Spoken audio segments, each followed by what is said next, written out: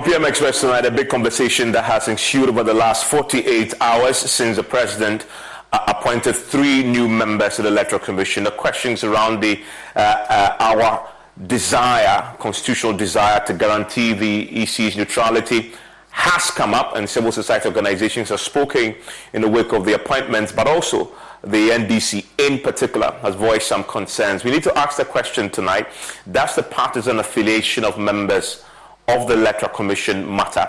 We're asking this because it has come up before, since Afarijan, post-Afarijan really, each of the commissioners that have been appointed, issues have been raised about suspected or sometimes overt partisan affiliations by the political parties, and some of the members even, but particularly the appointments that were done and confirmed with the swearing in of the president of these individuals, by the president of these individuals a couple of days ago, for the first time in a long time, has brought in civil society organizations to the conversation, who say it is time to take a second look at the mode of appointments. So let's get through to why this has become an issue now, because now it is not only speculation.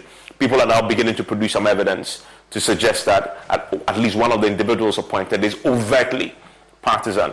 Well, these are the 3 members who were recently sworn in by the president to the Electoral Commission, and I'll go through each of them very shortly. Now, Dr. Peter Apiahene is the key individual around which a controversy have revolved, because we now know from those close to him, from pictures we've seen, from videos that we've watched, and audio clips, when he was, before now, very active in the New Patriotic Party in the Bono region, to be very specific. But if you look at his background, he definitely qualifies according to the Constitution, and also his background, the work that he's done, because he used to be an assistant professor with over 10 years working experience in the computer science industry and academic institutions. He's currently the head of the Department of the Science and Informatics at the University of Energy and Natural Resources. And I must tell you, as part of our research, I have spoken to him before on PM Express in the heat of the pandemic, because he had done some research in that area, and we thought we should invite him then in that capacity as an expert who's done some research to share his thoughts in that area. So there is no doubt that academically he has a track record.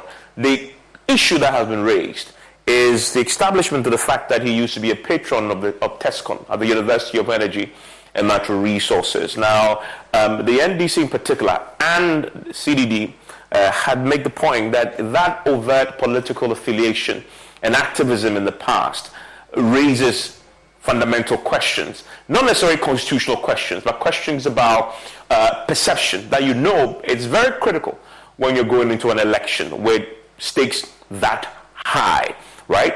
And so that has now, it's been established. We're talking to multiple people who know him, and the videos that we've seen is made as a TESCON. And TESCON, by the way, is the NPP's, the governing party's youth wing. You find them at the tertiary institutions across the country. Is the party vehicle for mobilizing youthful student support for its political and partisan causes. And so it used to be a TESCON patron. And then this is a picture that I'm pretty sure, possibly if you follow this, you would have seen circulated by those who knew him and had worked with him, and sometimes even the NDC who wanted to prove the point. And this was in the early 2021 January. I'm saying January because what we did was to do a reverse search, just to be sure that this picture is authentic. And we'll tell you, we also used it. We also use forensic analytical tools just to analyze. So we want to be sure that this has not been doctored. It hasn't been, because it was generated by MPP activists just after the party won a second term, when people were campaigning for party stalwarts and activists to be giving a hearing when it comes to the Bono regional minister considerations. And if you do a reverse search of this picture, you will find in January of 2021 a lot of MPP activists, particularly in the Bono region, who, had taken sides, as far as these 6 people are concerned. Some of them were campaigning for him actively and sharing this picture and talking about his contribution to the party in the region, and they were urging that the president should consider him because of the work that he's done at the TESCON level and in the community as far as the MPP's progress is concerned. And so that's what we established there, and this picture proves the point for many who had looked at it. And just to make the point, so we put this through the forensic software, and this tells you whether or not this picture has been doctored and is fake or not, and it shows that the chances of this is what we call the error level analysis, looking at the error levels to check, to give you a good sense of whether the picture has been faked. It hasn't been faked, and as the multiple sources have said. And then you come to Reverend Ikwaofori Boateng. Many of you possibly would have heard of her on Asase Radio, but also, doing her work in the ministry. But importantly, she comes with some pedigree when it comes to the Electoral Commission, right? Because she used to be a member of the United States Trade Advisory Committee to Africa, but also the Advisory Committee of the Electoral Commission of Ghana. So that is important. So she's done some work there. There hasn't been any particular concern about her appointment because, as I say, if you look at her pedigree and coming to this, she has some pedigree coming into this conversation and going on to the Electoral Commissions, as a member of the commission. I know some people have raised issues, but it is hard to pin anything on her. And the record speaks for itself. An advisory committee member of the EC already, and so why not a member? And the president believes she deserves to be there. And then there's Hajia Salima Ahmed Tijani. And again, we've seen, people have gone to dig into her background. Who is she married to? Is the person she's married to linked to the MPP? And many are already speculating a lot about her affiliations and connections and who she's related to that have links in the MPP. But on the face of it, you see her pedigree. She's a banker with close to 2 decades. She's a senior remittance officer at the ADB. She is a member of the Chartered Institute of Bankers. And so she comes to that. Now, one of the things you need to note, though, is a constitutional provision that specifies what you need to qualify to be an Electoral Commission member, commissioner, or a member of the Electoral Commission. And all of them, they qualify. They qualify because in the appointment of this, it has to go through the Council of State, must advise that the President says he's done, and the President says they approved their nomination. So there's no constitutional question around this. And this is the point that I wanted to make to you. As far as constitutional provisions concerned, a chairperson, 2 chairpersons, and 4 members. And that's why they have been appointed. But the Constitution is very clear as to what you require to be there, and it simply says you cannot be a member or on the Electoral Commission if you do not qualify to be a member of Parliament, right? And so that is a key point. You can be there, and if you can, unless he is qualified to be elected as a member of Parliament, and that's a constitutional provision. And so you have to go back to what the constitutional provision says about being a member of Parliament and apply it to all of them. And when you do the check, you see that there isn't. You can't go and fight this in court and win. But remember, the elections is about integrity. It's also about neutrality. It is also about questions about fairness and whether you're biased or not, and what the people perceive that to be, because that's what fuels the tension that we see going into elections. So the CDD's argument, for example, is if you have somebody like that who has an overt political history, affiliation with one particular political party, then all of a sudden you're setting up the EC to be in conflict with the opposition party. And that, and Mr. Brampa, the programs manager at CDD, makes a point that it is in the interest of, ensuring that the process, it seemed to be fair, that appointment is reconsidered. And we'll come to the conversation shortly. But the president made a very important point. Apart from this quote, the president says, he wants to say the president knew this will come up. And he made a point, very interesting. I'll get my guests to chip in on that when I sit down. And he said that elections are not at all about the individuals who are on the commission. It's not at all about the chairperson, the deputy chairpersons, and the members. It's not about them. He says it's about the people who cast the ballot. It's not about the counting. It's not about those who sort out the ballot papers. And so, it is not an issue, in essence, for the president, because it is a case of the voter and your exercising of your franchise, and not necessarily about the individuals, regardless of whether they are colored or not. It is a case of you going there and casting your ballot. That's the most important thing. I'll get my panelists to chip in. It's a bigger conversation than just this one. Tonight, the former President John Dramani Mahama had actually proposed now on the back of this controversy that if he comes into power, if he gets elected, he has proposed tonight, just a short while ago at the national briefing, that he will amend the constitutional provision and make the appointments to the Electoral Commission subject to parliamentary approval. And he believes that is his way of fixing the challenge over the years that we've seen anytime somebody is appointed to the Electoral Commission. We'll ask my guests whether they believe that is a way forward, subjecting our appointments to the Electoral Commission to parliamentary approval. And that, architecture itself will be constitutional and one that we need to look at. We'll come back and have a good conversation on this. Stay with me.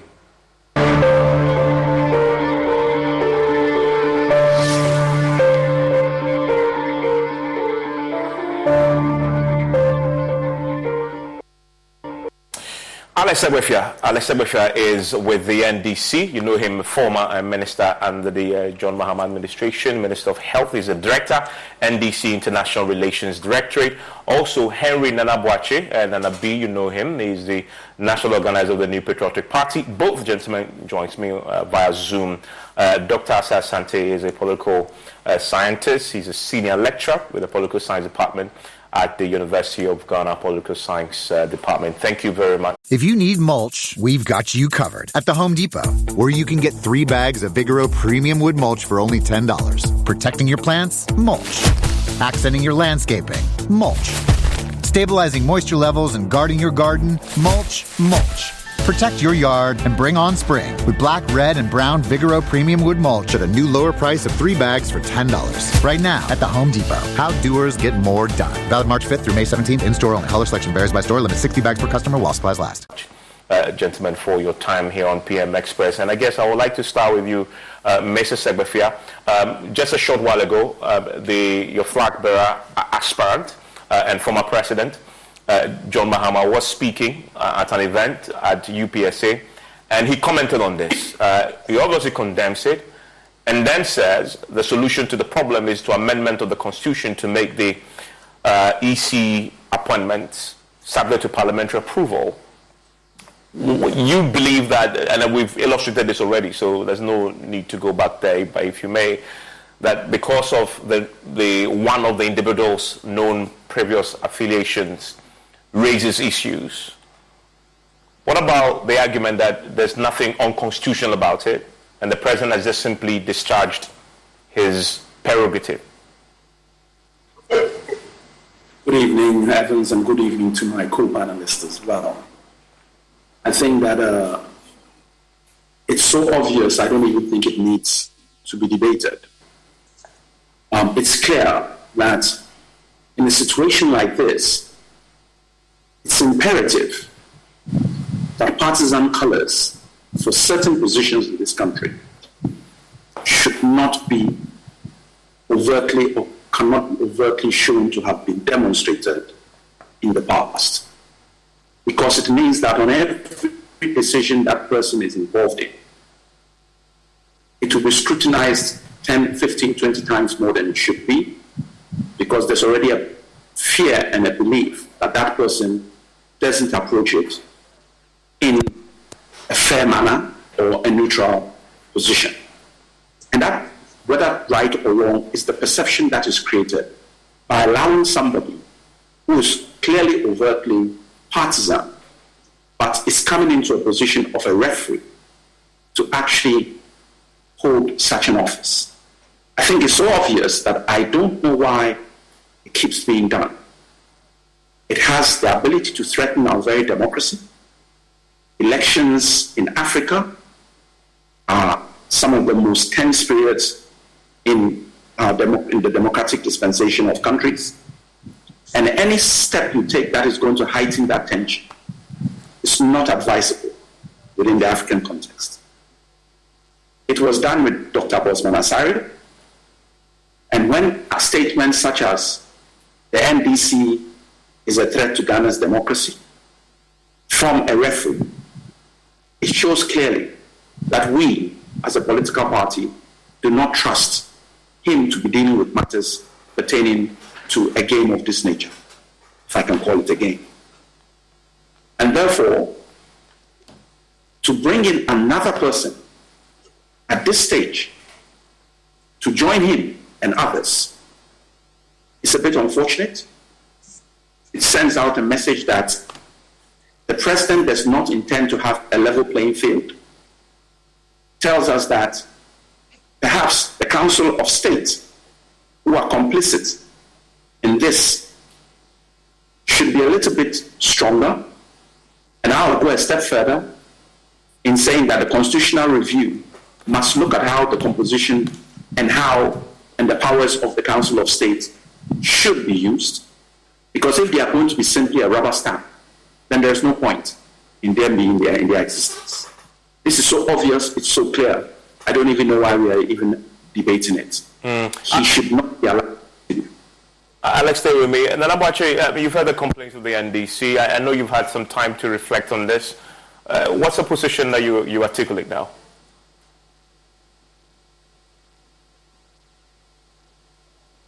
Sorry, Nana, please unmute for me. Evans, can you hear me? Loud and clear. Hello, Evans. I can hear you loud and clear. Okay, good. Good evening, and good evening to my co-panelists. Let me first of all make this fundamental statement. That I have been National Youth Organizer for the New Patriotic Party for 4 years. I am now the National Organizer for the New Patriotic Party. The said nominee or the appointed person, is it Dr. Apiahene? Evans, is it Dr. Apiahene? Yes, Dr. Peter Apiahene, yes. Okay. He has never been a TESCON patron. We have a list of TESCON patrons, and the same chorus was sung by the NDC. Very unfortunate. And then my senior, Alex, is again repeating it. I recall that when Dr. Bosman Asari was appointed, I was then the National Youth Organizer, and I've been strong party activist all these years. And I've worked with the youth base of our party all these years. The only times I heard of Dr. Bosman Asari is when you call him into your studios and then he will make his views and comments on matters of national character, right? So I recall that I mentioned that I don't know Dr. Bosman Asari to be a TESCON patron, yet still the NDC tried so hard to hang it around his neck. And yet, repeating the same thing here, the said person who's been appointed has never been a TESCON patron. And I'm even surprised that you, Evans, you've run a certain commentary and you've concluded already. Look, when you come into our books, we have a TESCON rules and regulations, and we have procedures and how one can be a TESCON patron. And you have already established in your studios that the person is a TESCON patron. And I find it very weird and very unfortunate. He has never been a TESCON patron, and I have been National Youth Organizer for 4 years. And I'm saying there's an authority. So for me, this whole editorial you just did, Evans, is very unfair. Because I don't know how you came and how you concluded that he is a TESCON patron. So let me tell you then. He has never been a let me tell you then. I mean, remember that we will definitely not do this if we haven't double-checked and triple-checked. We've spoken to people who had worked with him, family members. And I'm saying that your checks are wrong. Just a second. So it is the word of the multiple of people, including relatives of his, who he's spoken to, very, very close relatives who he's spoken to. And who is that relative? You cannot just throw it around. Just a second. You know what? I'm telling you that. Just a second. Because you said, if you may, I'll allow you all the time to, and just to establish that. And beyond that, the videos that, in terms of his affiliation to the party and his activism, it is undoubted. in the Bono region. I'm not sure he himself would doubt his activism in the party in the Bono region, because there is a lot of evidence online and in the community about the work that he's done, and it's all over the web actually. If you do the forensic work and speak to people, so that is where this is coming from. It is really checked and double checked. So that is what I'm saying, Evans, you are wrong for you to have said that you can conclude that somebody is a TESCON patron. We have processes. He is never in our books as a TESCON patron. I mean, you can say that, yes, again, my checks that I have run, he's been invited by students. He has affiliation with some students who are TESCON. It doesn't mean that he's a TESCON patron, but that's what I'm saying. On your platform, you have categorically stated that he's a TESCON patron, and I'm telling you that you are wrong. So the fact that you've made some contacts close to people and then say that maybe he has some affiliations with some members of TESCON does not make him a TESCON patron. And that is what I'm pointing out to you, that the editorial you just ran is quite unfair because he's not a TESCON patron. And I used to be National Youth Organizer, and his name is never in our books as a TESCON patron. That is why I was also referencing the fact that when Dr. Bosman Asare was appointed, similar chorus was sung that he was a TESCON patron on University of Ghana campus. And again, I was a National Youth Organizer then, and I told people that he has never been a TESCON patron. Well, we don't know about Boxman Asare, but on this, I don't dispute, and I will not go back and forth on this. But what we've done is what we've done. Multiple sources have said. You've just said that based on your checks, he was invited by TESCON. I mean, I'm interested in that. I mean, because I think the bigger conversation we are having is about people with known political affiliations and overt activism in the party being appointed today. And you said that he was appointed. Please clarify that for me. That he was associated with the TESCON, and he was invited to participate in an event. I have had a lot. Yeah, I have had. You know, it happens. Both TESCON and Kane. I mean, they can invite a lecturer who has expertise on a particular subject matter. In this case, we know his expertise. Right? It doesn't make him a TESCON patron. And TESCON is a body of students. They can invite him on a particular topic. It doesn't make him a TESCON patron. For that, I have cross-checked. But what I'm saying is that, and I think that you need to take this from me because I'm speaking on authority, that his name is not in our books as a TESCON patron.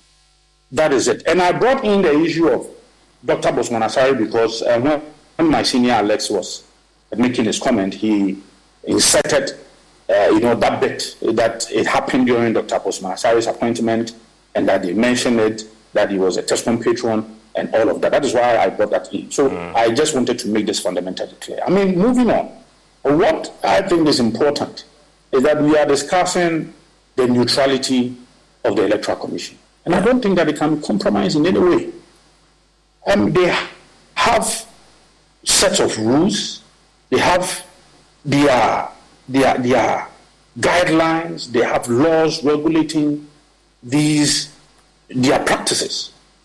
And the way the architecture of the Constitution is such that it gives the president that authority to appoint under Chapter 7 of the Constitution.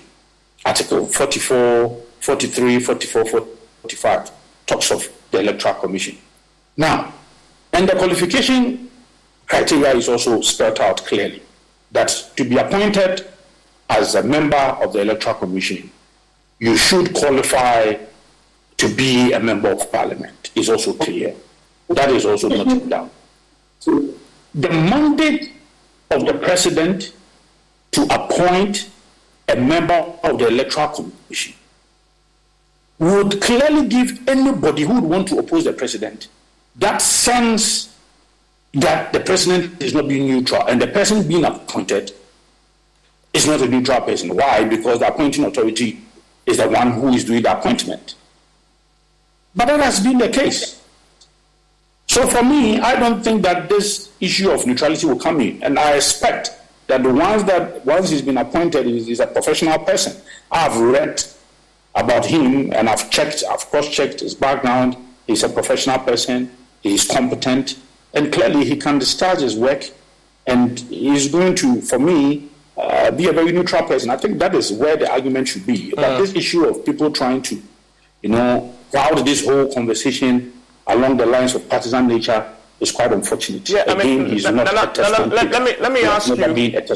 Let me ask you, because of the clarity you've brought to this, knowing what you now know and the fact that you've made the point that, I'll go with what you've said, because for the sake of argument, that at one point the TESCOM members found the need to get him in.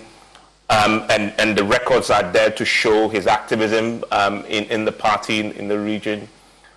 I ask you this because, obviously, you've been on the other side as in opposition before.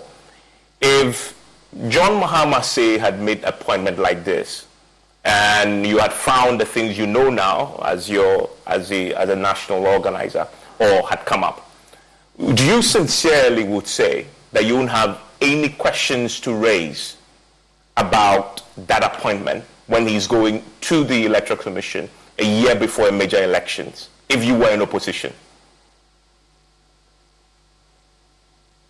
Oh, they are entitled to these comments, and nobody is begrudging them, and they are entitled to make these comments. All I'm trying to say is I'm trying to lay the facts bare. Yes, if I were in opposition and if the appointing authority is the former President Mahama, obviously you raise questions. When Madam Charlotte Osei was appointed, some of us raised one or two issues, I recall. So you raise questions, but the fact remains that is the person qualified? Is the person's appointment an illegality? Is it against the Constitution? Does the person satisfy the qualification criteria?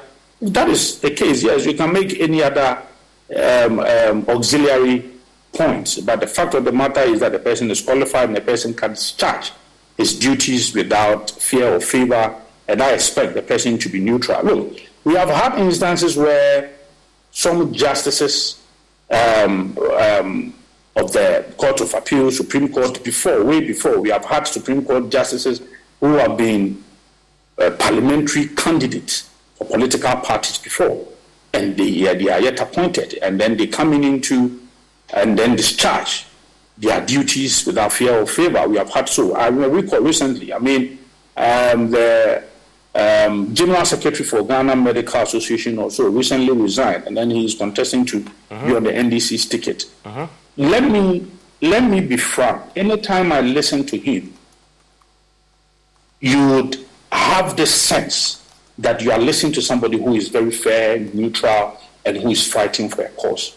You can never take that thing away from the former General Secretary of Ghana Medical Association. Now, he resigns and he's contesting on the ticket of the NDC.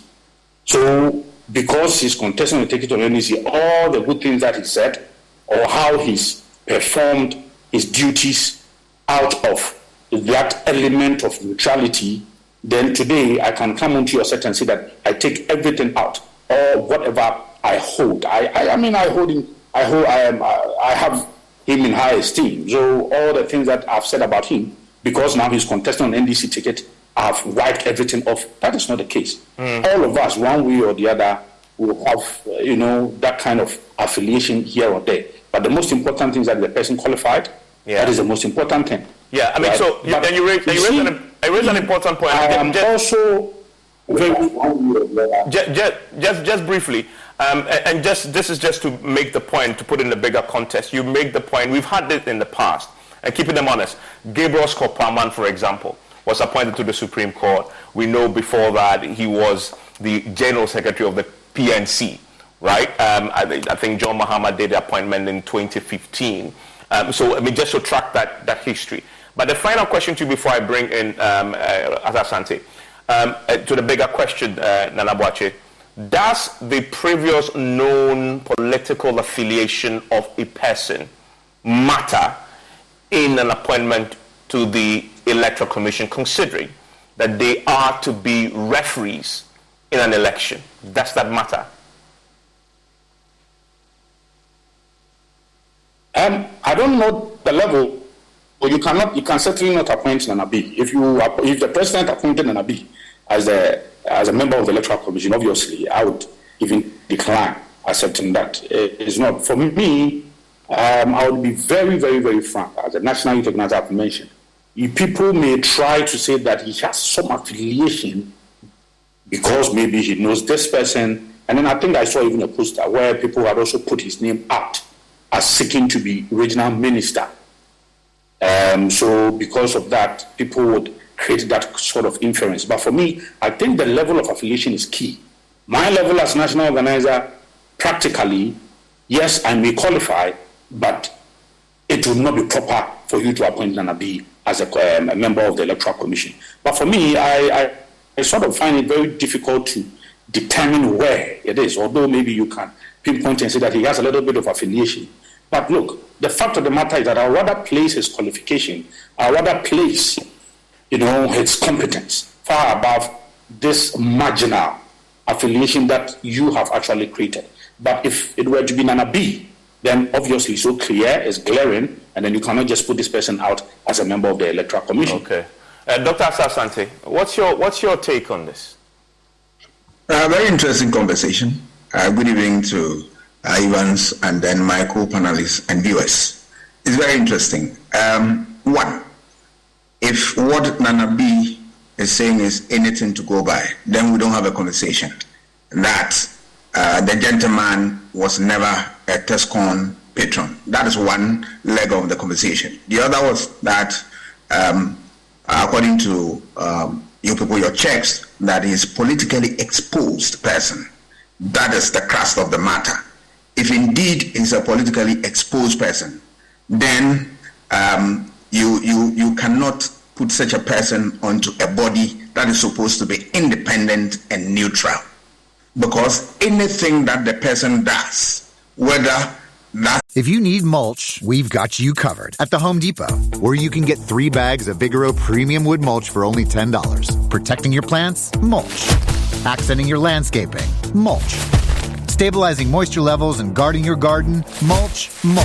Protect your yard and bring on spring with black, red, and brown Vigoro Premium Wood Mulch at a new lower price of 3 bags for $10. Right now at the Home Depot. How doers get more done. Valid March 5th through May 17th. In-store only. Color selection varies by store. Limit 60 bags per customer while supplies last.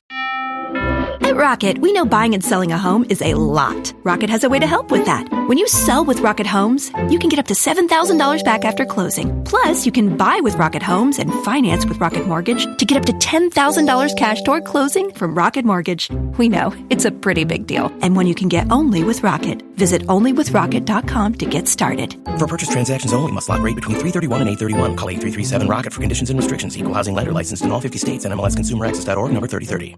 Person means so well. People will read meanings into that, hey, we don't trust this person because he's tainted, he's colored, and all that.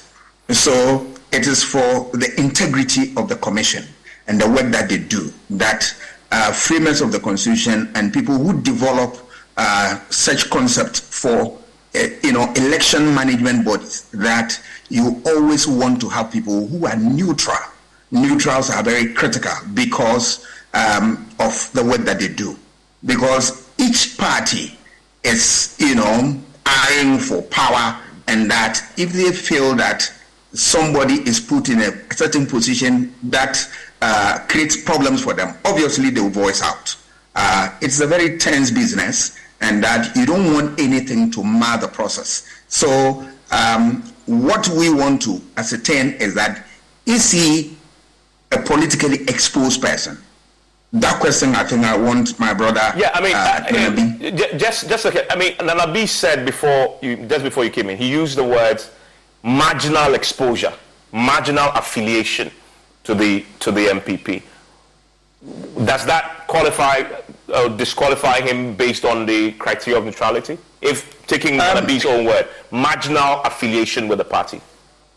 How marginal? That's a very difficult, a term that he has used. How do you, assess, right? Because in politics, I I find it very difficult to understand what he means by what marginal affiliation and all that. If you are affiliated, you are affiliated. It doesn't matter how. Sometimes you will not be on a political platform. You will not be, at the forefront. But you are behind the scenes doing a lot to support the party in its activities. Do you call it marginal simply because nobody has seen you in the campaign rally and all that? It's a very difficult one. But what we are saying that we want to jealously safeguard the Electoral Commission and its work. And that is why it is incumbent upon all the political actors to make sure that the people that we put there, they are people that the whole country accept as neutrals, so that what they do there, at the end of the day, what comes out as product of that election process will be accepted by all. Because any doubt, any misgivings, anything that raises eyebrows will compromise the system, and it creates a lot of problems. We have seen it in Africa, Latin America, and a lot of places. And that is why those who are saying they are not per se looking at the person and attacking his persona and all that. No. But they want to be sure that the person who is going to be put on this all-important body is worth his salt, and that he'll be able to deliver as required of what the laws and then the procedures and norms associated with the workings of that. That is all. It's not that people doubt his competence. There's no doubt about that. He has gone through the mill, and that he's fully developed, and he has what it takes to discharge his duty as an officer of the commission. No doubt about that. But we are talking about anything that will undermine the process. And that comes from what? Being partisan. And that is where the problem is. Alex, Nana Boakye says he will place the emphasis on competence and then the constitutional criteria. Is he competent? Does he meet the constitutional criteria? Shouldn't that, in all honesty, be what we focus on?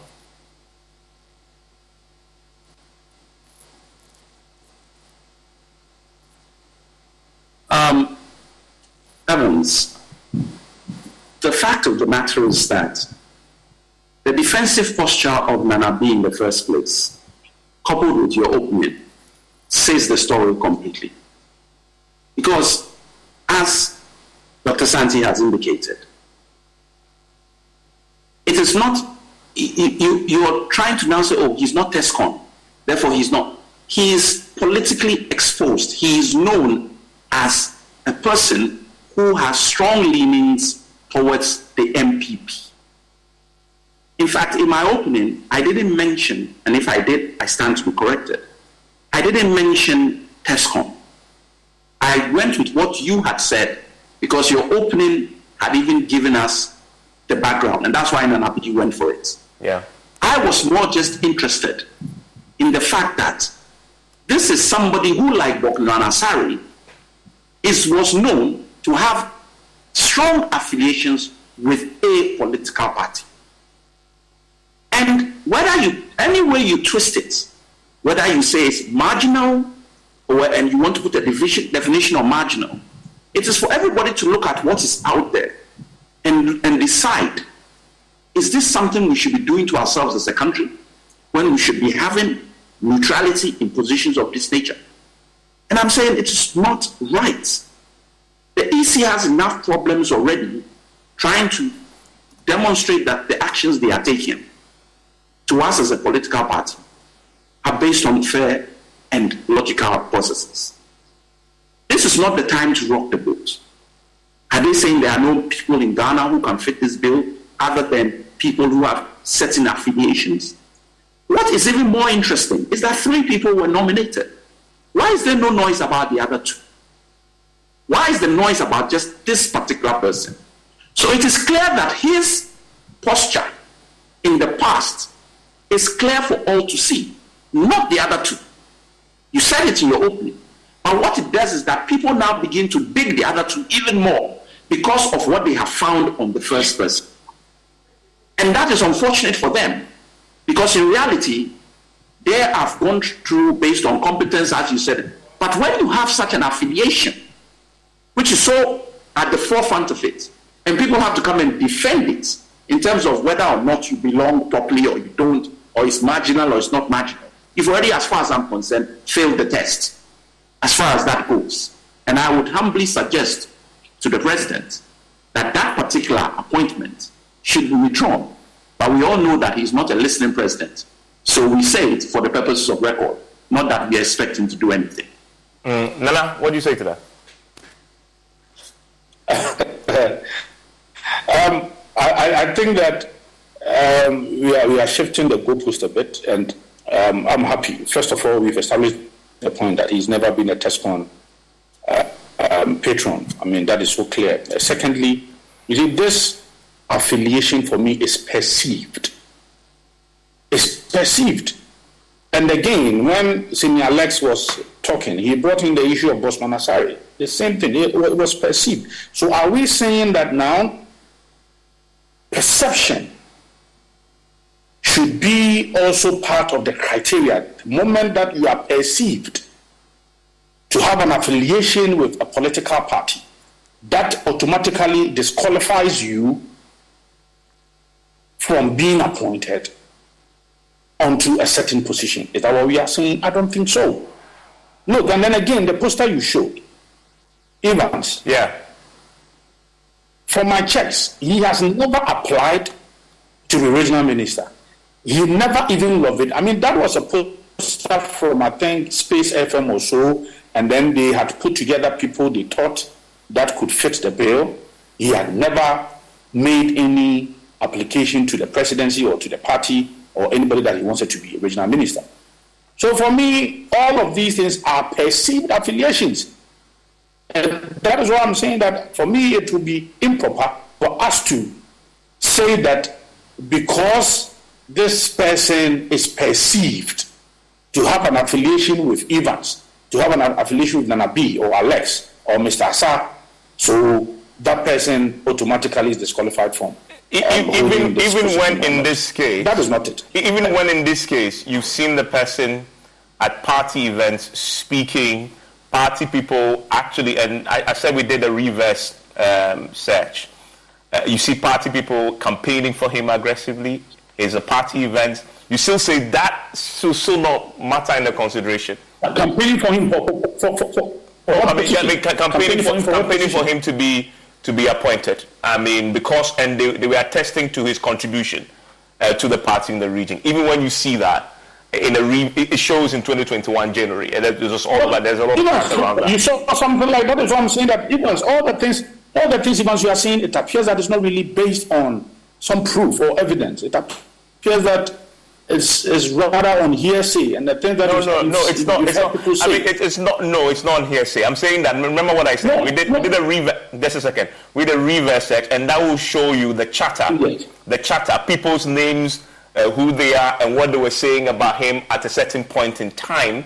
That's one. And then there are the public events, which is incontrovertible. I think you yourself have said that he had been invited to, TESCOM events. That is also known and seen. Even when you see all that, you say, well, it's okay, disregard it and let's focus on an appointment. You say that shouldn't matter. Oh, we lost him briefly. I mean, but to Mr. Asante, you see him, and Nana B confirms that. So let's use that. He's been invited to a party event. He's spoken at this party event. Then you see party activists actively campaigning for him in the reverse search results that he should be given the nod to become a regional minister, and they say because of his contribution. But then you see the actual evidence of him at the party event. Should that matter at all in the consideration? Should that disqualify him necessarily? What you said, there are two issues you can gain from this. One is that you saw him at a party function where he was speaking, and then people Nanabi says he was invited. He was invited to come and speak there. I want to look at it from two perspectives. Yeah. The first one, yes, he was speaking at a function, and that people were also rooting for him for a certain position and all that. Yeah. It could be that, yes, there's a person that people want, and that they believe that, well, he can do a good job if he is appointed. But the other bit is what I am interested in, that his contribution to the party. Yeah. And they are standing on that to lobby for him. What is that type of contribution? All right. If we get to know, we'll be able to do proper assessment. Because if he's contributing as, a member of the party that is politically exposed, the type of contribution will also tell us whether he's indeed a politically exposed person. All right. But my question is that, which I want to throw to Nana B, is that if this man goes through, he has gone through already. He has gone through, yes. If the president decides not to revoke his appointment and we maintain him, and later we have what Mr. Sigbifia and then Nana B, who are lawyers, will say the ocular proof comes out with more evidence, would you still maintain him in office? Though he's not an appointing authority. But I believe that question, Nana B will answer that for us. If it emerges that he's indeed a politically exposed person, would that change the narrative? Would there be a call to the president that he should take a second look? All that we are saying that nobody is in doubt about his qualification, his competence and all that. But we are saying that let us jealously safeguard the Electoral Commission and make it a true and true neutral body.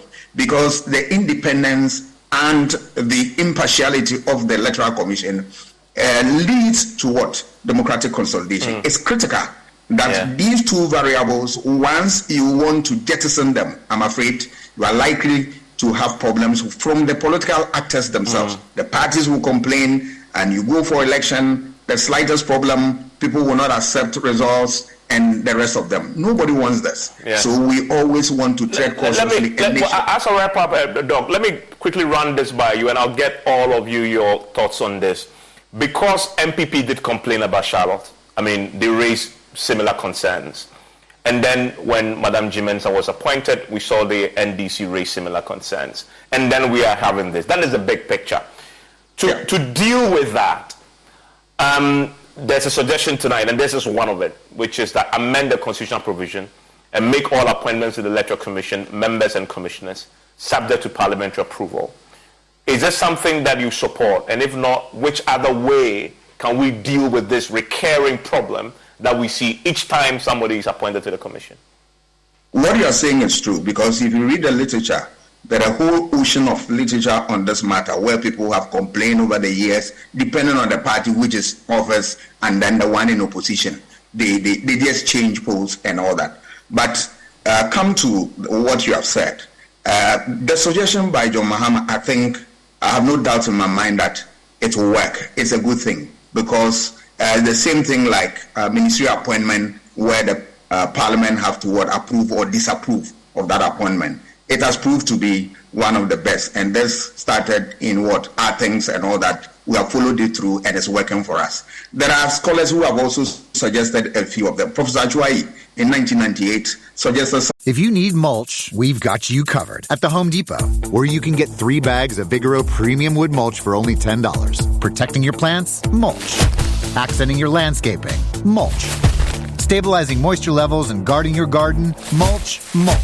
Protect your yard and bring on spring with black, red, and brown Vigoro Premium Wood Mulch at a new lower price of 3 bags for $10. Right now at the Home Depot. How doers get more done. Valid March 5th through May 17th. In-store only. Color selection varies by store. Limit 60 bags per customer while supplies last. Wendy's $3 breakfast deal is a bacon or sausage egg croissant plus small seasoned potatoes for $3. It's the breakfast that don't miss. So if you did miss Wendy's breakfast, don't imagine. Fresh cracked eggs, sizzling sausage, crispy bacon, and block out those hot, buttery, flaky croissants. Croissants don't really make a sound, but if they did, for a breakfast that don't miss, Wendy's is that breakfast. Choose wisely. Choose Wendy's $3 breakfast deal. Limited time only. Participating U.S. Wendy's. Select a request $3 breakfast deal to obtain discount. Not valid for a la carte or combo orders. Something which I think is worth also, looking at.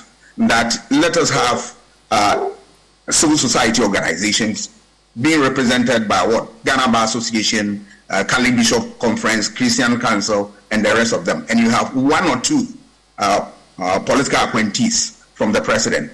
I think that model is also good that we can look at. South Africa has another interesting model where they appoint people from outside the country competent people, people that they see that, look, they are not from the country, real neutrals, all right? So in South Africa, they appoint people from what? Canada, Eritrea, and then what? Zimbabwe and all that to form part of the Electoral Commission.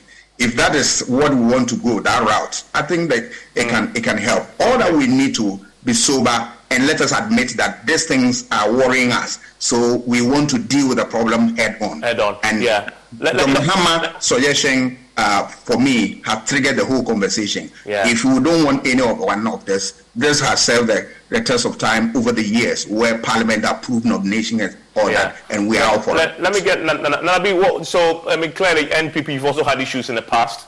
If you're looking at the big picture, what would you recommend so that the next time maybe you happen to be in opposition, you wouldn't have a basis to complain anymore because possibly you left a certain architecture that makes it impossible for these concerns to even come up in the first place? What recommendation would you put forth, as we make this democracy better? Oh, yes. I mean, I think that this is a progressive subject, and all of us can put our heads together. If, as a nation, we think that this constitution has served us so well, now we get to a point where we think that these are some of the adjustments we can make constitutionally to make our progression better. We can go that way. My problem is sometimes the messenger and then the message. I heard you say that the former president is advocating for a certain addition, especially in terms of the layers of our approvals, that while the president appoints, then he would rather prefer that it also receives parliamentary approval. As sometimes I get a bit amazed, and you see the president lacks that credibility to be proposing these things, the former president. He's been president before. I recall when he recently mentioned that he was going to scrap ex gratia. This is somebody who promised that in 2015. He could not do it. 6 months down the lane, he rather put together a team to review the ex gratia.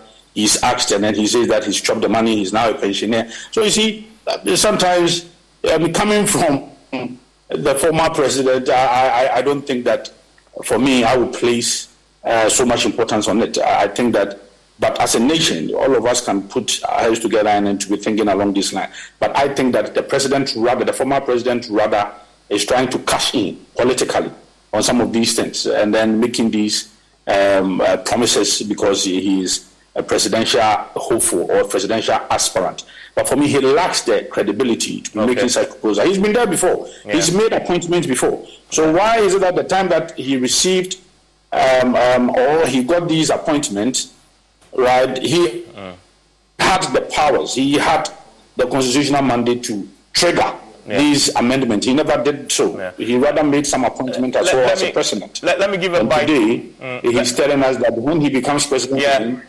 let me give a quick 30 seconds to Alex on that big question. Alex, what would you recommend? Ethical and professional norms have been able to assist us throughout the period of the Fourth Republic, and this has been applied by most presidents. We have seen a stretch of these norms beyond our expectations as a people. That is why we have to look at constitutional amendments even closer now. And that this recommendation is just in line with other independent bodies that bring people to be elected. And I think it's a laudable idea. Okay. Nanabi should look at the idea and not the person who's sending it. Is it a good idea or is it not? If it's a good idea, the message is important. No, not at all. Not on a, we are talking about a proposal. No, sometimes the message is important as a message. It is clear in our country we have a problem with the election of EC officials. This is not a proposal that is new. It has been said before. Different platforms by different people. President Mahama is re-echoing some other people's, including himself's, view. Is it a good proposal or is it not? Yes, you will say, yes, it is. But like Dr. Asante said, there are other things we can also look at. Yes, but you can't, it's stuck in your throat. You can't even say that, look, it is a possible solution. In the same way, I have been able to say, I have no problem with President Nana Ado's 2 other appointments. but I have a problem with this third one. So I can agree on some things, and I disagree. So Nana B, is it a good idea? It's a good idea. I'm saying. Okay. Where it's coming from? It's an issue for you. Okay, I think he says it's a good idea. Listen, thank you, gentlemen, for your time on PM Express. Enjoy the rest of your evening.